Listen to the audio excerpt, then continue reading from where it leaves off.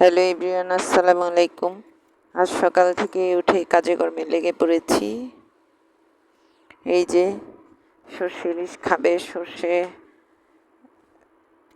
নিয়ে পেঁয়াজ রসুন সব নিয়ে বাটাবাটি শুরু করে দিয়েছি। এই বাটাবাটি শেষে সর্ষে ইলিশ রান্নার যে অন্যান্য প্রসেস সেখানে চলে যাব। আসলে সব ভালো খাবার খেতেই তো একটু কষ্ট করতে হয়। তো এইটা আমি ইচ্ছা করলে ব্লেন্ডারে দিতে পারতাম, কিন্তু আমার মনে হলো ব্লেন্ডারে না দিয়ে আজকে একটু এমনি বাটাবাটি করি। তো এই তো শুরু হয়ে গেছে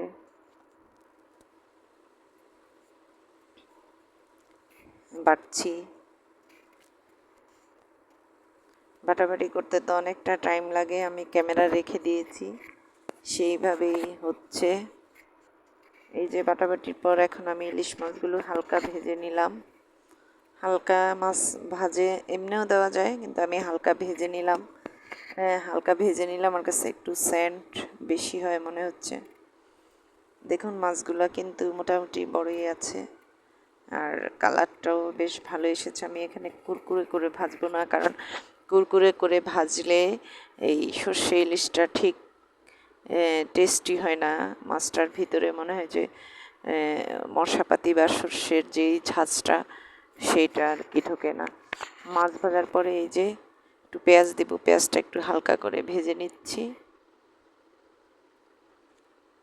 আসলে প্রতিটা রান্নাই এক একজন এক একভাবে করে, অনেকে সর্ষে ইলিশে পেঁয়াজ দেয় না, কিন্তু আমি একটু দিলাম, আমার কাছে ভালোই লাগে।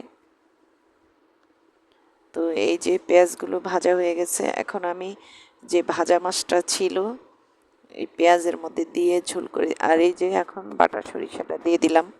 এই পর্যায়ে মাছটা হালকা ফুটতে শুরু করেছে, এখন আমি বাটা সরিষা দিয়ে দিলাম।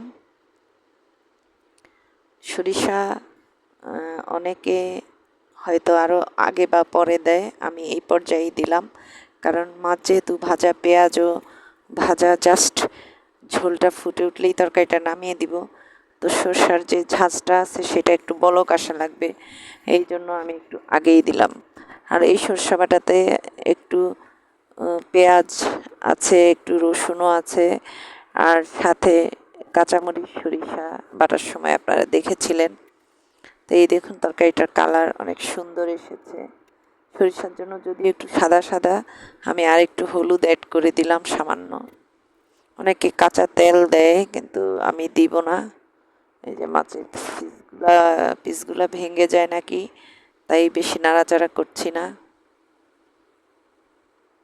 এই যে দেখুন সুন্দর করে বলক আসতেছে, বলক আসলে ভিডিওটা হয়ে গেলে আমি ঢেকে জাস্ট চুলাটা অফ করে দিব, তাতে আমার রান্নাটা রেডি।